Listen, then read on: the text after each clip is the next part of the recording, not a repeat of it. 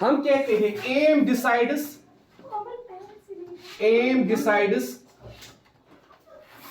ये एम होती है बेटा जो डिसाइड करती है क्या, aim decides all elements of education, all elements of education, aim decides all elements of education, education के सारे एलिमेंट्स को एम डिसाइड करती है। जैसे किस किस को एम डिसाइड करती है, कैरिक्यूलम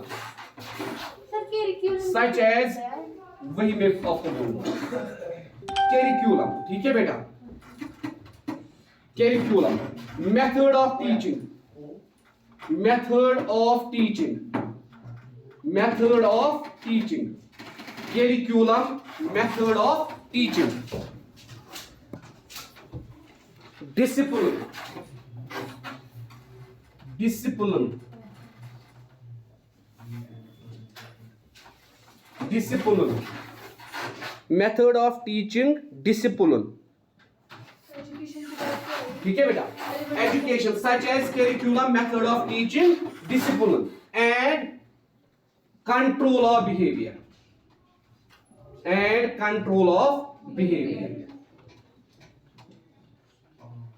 ये बेटा एम ही होती है जो डिसाइड करती है ऑल एलिमेंट्स ऑफ एजुकेशन। जैसे कैरिक्यूलम, कैरिक्यूलम मीन्स सब्जेक्ट या कोर्स जो आप स्टडी कर रहे हो, सब्जेक्ट या कोर्स जो आप स्टडी कर रहे हो।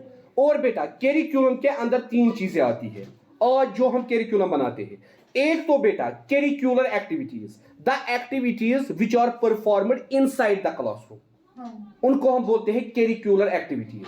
उसके बाद बेटा co curricular activities, the activities which are performed outside the classroom, जैसे games, sports, laboratory, library, school assembly.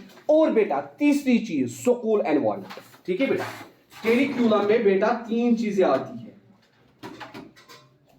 एक तो बेटा इसके अंदर आती है कैरिक्यूलर एक्टिविटी, कैरिक्यूलर एक्टिविटी मतलब ऐसी एक्टिविटी जो आप कहां परफॉर्म करते हो, क्लासरूम, क्लासरूम मतलब इसमें क्लासरूम में आप क्या पढ़ते हो, सिलेबस या कोर्स।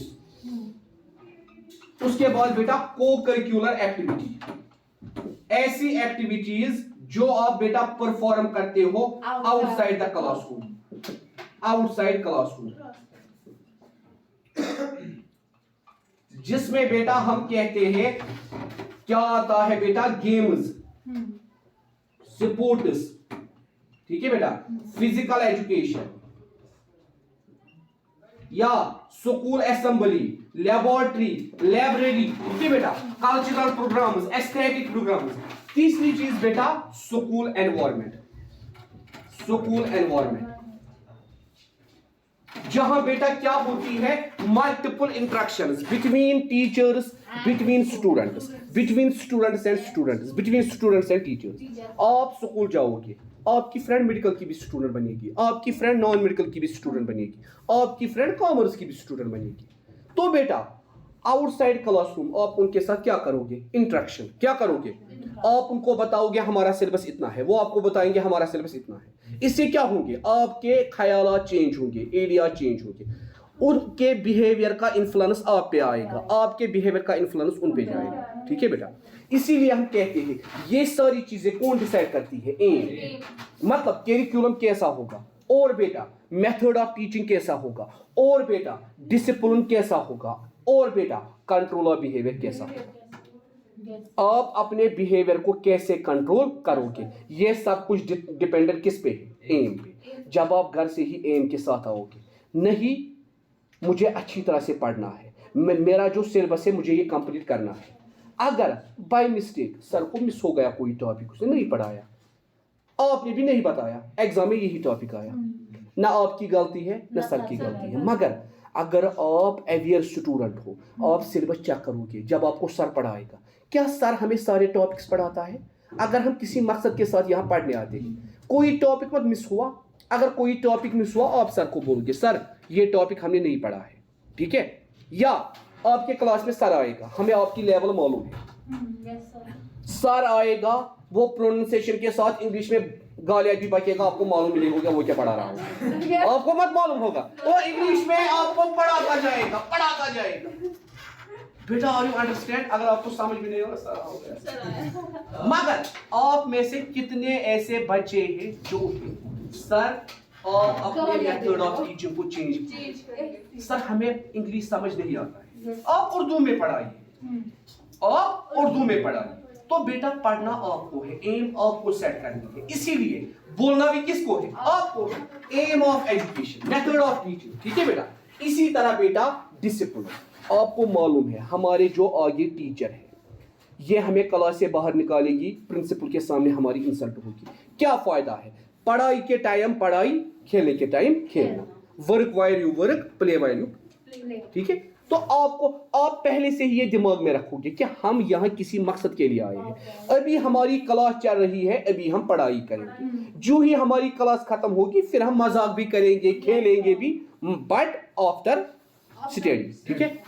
इसी तरह बेटा कंट्रोल ऑफ बिहेवियर, आपको मालूम है ये हमारा घर नहीं है, हमें यहाँ कैसे बैठना है, या हमें अपने इमोशंस को कंट्रोल करना है, गुस्से को कंट्रोल करना है, अपनी हर किसी हरकत को कंट्रोल करना है। ये हमारा घर नहीं है, हम मामा के साथ खेलते हैं, बहन के साथ खेलते हैं, ठीक है बेटा। तो जब आपकी एम ऐसी होगी तब जाके आपकी एजुकेशन ऐसी बनेगी, ठीक है। उसके बाद बेटा aims are necessary for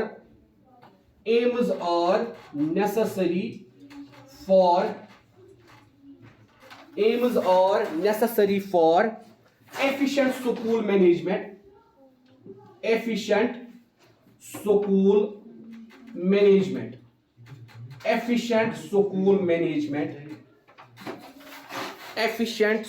management and organization,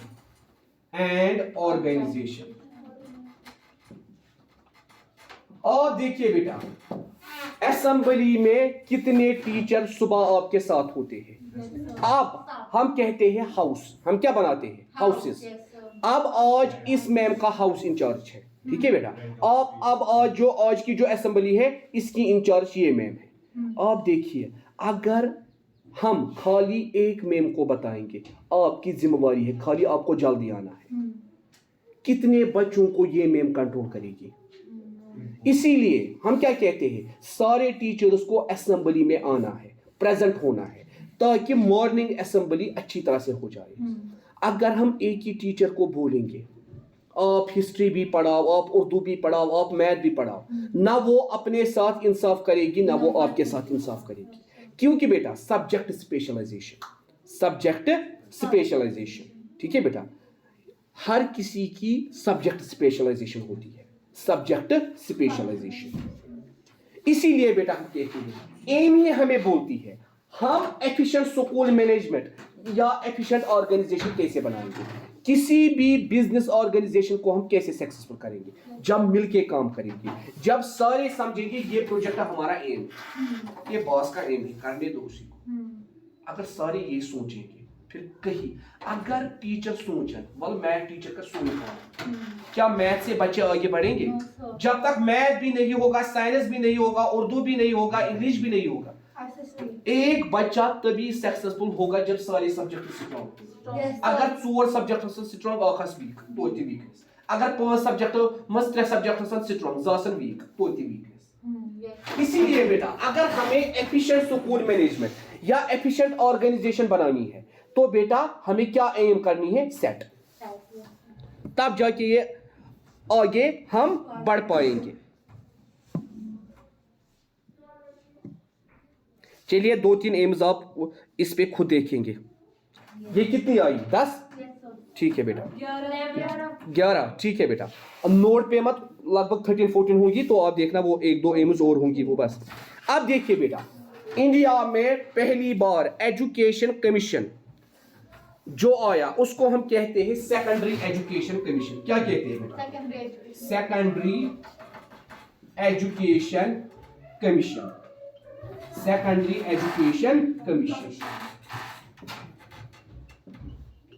secondary education commission. उसको हम क्या कहते हैं बेटा? Secondary education commission. और बेटा 23 सितंबर 1952 ये कमीशन बेटा, ये कमीशन रिकमेंड करता है। इसका चेयरमैन कौन होता है? उसका नाम होता है doctor A Lakshmi Swami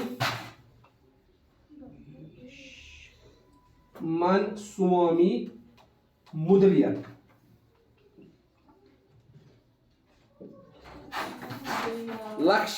Lakshman Swami Mudaliar, LIER Mudaliar. ठीक है बेटा, इसका चेयरमैन इसी को बनाया जाता है, जो इस टाइम क्या था? VC of Madras university, VC of Madras university, VC of Madras university.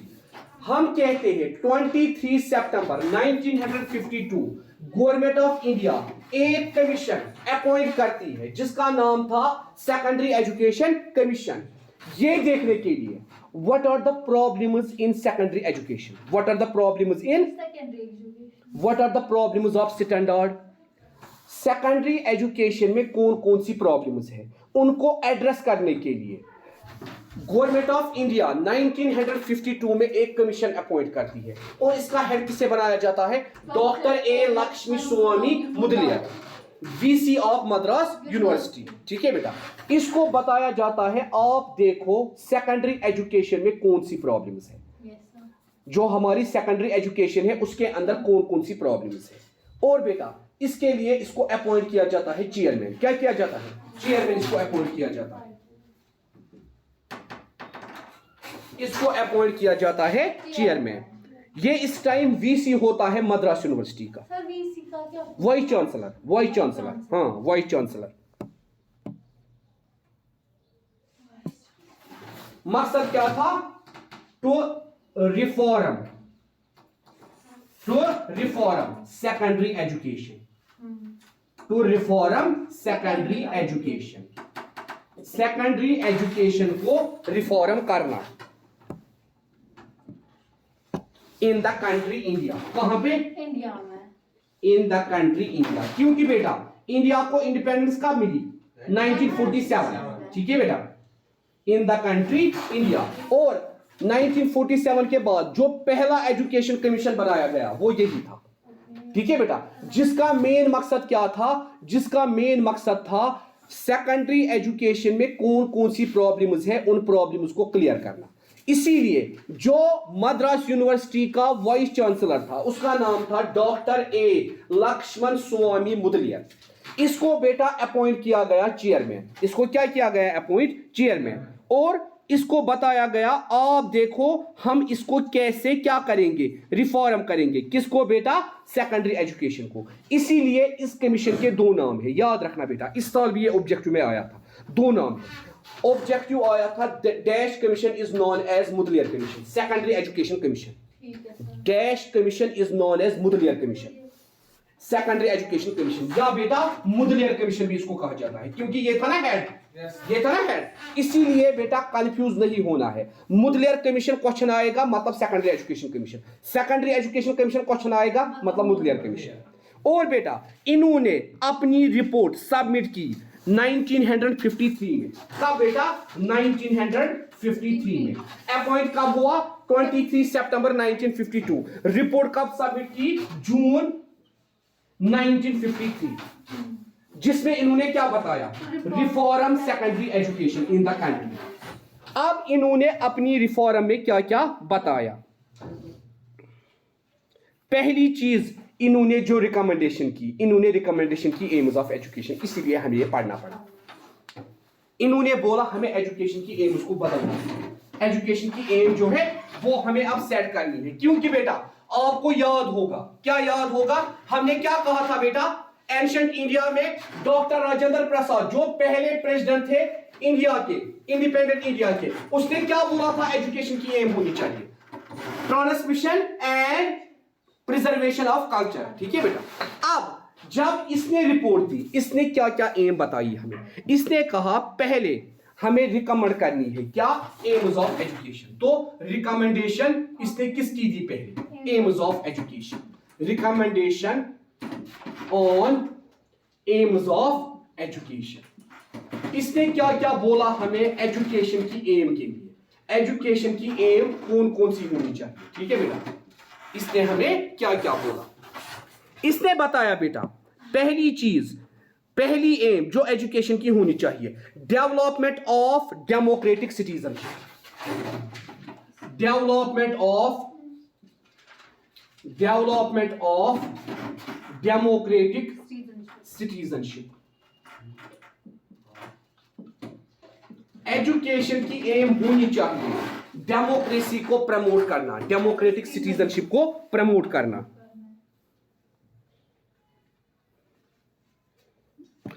जिसको इन्होंने कहा आइडियल डेमोक्रेटिक सिटीजन। क्या कहा? Ideal democratic citizenship, ideal democratic citizenship. तो बेटा आप क्या लिखोगे? The aim of secondary education is, क्योंकि हम किसकी बात कर रहे हैं? जो आप अभी हासिल कर रहे हो, आप भी अभी किस स्टेज में हो? सेकेंडरी एजुकेशन में। The aim of secondary education is according to this commission, पहला aim development of democratic citizen, ideal democratic citizenship. बेटा मुझे आप बताइए what is difference between person and citizen? Person and citizen, normal इंसान है, citizen को right है। Citizen means when a person has universal adult franchise. जब एक पर्सन को कौन सा स्टेटस मिलता है? कौन सा स्टेटस मिलता है? यूनिवर्सल एडल्ट फ्रैंचाइजी, मतलब वोट डालने का हक।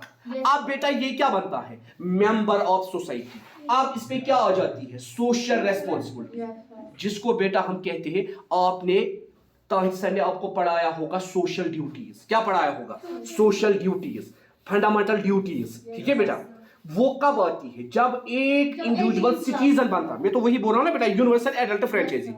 जब एक स्टूडेंट 18 एज का आता है, तो इन्होंने क्या कहा? सेकेंडरी एजुकेशन का एम क्या होना चाहिए? Development of democratic citizenship, ideal democratic citizenship. ठीक है बेटा, आइडियल डेमोक्रेटिक सिटीजनशिप। हमें आइडियल डेमोक्रेटिक सिटीजन को प्रोड्यूस करना है। ठीक है बेटा, जिनको मालूम हो डेमोक्रेसी क्या है। The government by the people, for the people and the people. पिछले साल आपने पढ़ा होगा, the government by the people, for the people and the people, and the government is elected by the people itself, by the people itself। दूसरी M इन्होंने क्या बताया? और बेटा आपको मालूम है डेमोक्रेटिक सिटीजन हम किसे बोलते हैं? डेमोक्रेटिक सिटीजन वो सिटीजन होता है जो क्या हो बेटा? डिसिप्लिन्ड। क्या हो बेटा? डिसिप्लिन्ड, पहली चीज। दूसरी चीज, डेमोक्रेटिक सिटीजन वो होता है जिसके अंदर क्या हो बेटा? टॉलरेंस, युस वाया कम चासा आज के जमाने में। टॉलरेंस, पैट्रियटिज्म, मैं बोलूंगा ये सारे क्या क्या होता है? पैट्रियटिज्म। ठीक है बेटा, जिसके अंदर क्या हो बेटा? पैट्रियटिज्म, वतन की मोहब्बत। Cooperation, cooperation, equality, operation, equality. ठीक है बेटा, equality in thought and speech, in thought and speech, in thought and speech, in thought and speech. ठीक है बेटा, एंड राइटिंग। तो बेटा सेकेंडरी एजुकेशन का एम क्या है? ऐसे सिटीजन्स प्रोड्यूस करना जिनको हम कहेंगे आइडियल डेमोक्रेटिक सिटीजन्स। ठीक है बेटा, आइडियल डेमोक्रेटिक सिटीजन्स। आपको बोला जाएगा आप कैसे रिकॉग्नाइज करोगे आइडियल डेमोक्रेटिक सिटीजन को? उसके अंदर कौन कौन सी क्वालिटी होती है? डिसिप्लिन, टॉलरेंस मींस बर्दाश्त, पैट्रियटिज्म वतन से मोहब्बत, कोऑपरेशन कोऑपरेटिव यूनिटी। ठीक है बेटा, equality in thought, speech and writing. ठीक है बेटा, इसको हम कहते हैं डेमोक्रेटिक सिटीजनशिप। जो पहला एम हमें किसने बताया? सेकेंडरी एजुकेशन कमीशन ने। बस यस सर। ठीक है बेटा, निकले जाओ। बाकी एम्स इसकी कल पढ़ेंगे, इन्होंने और क्या क्या बताया।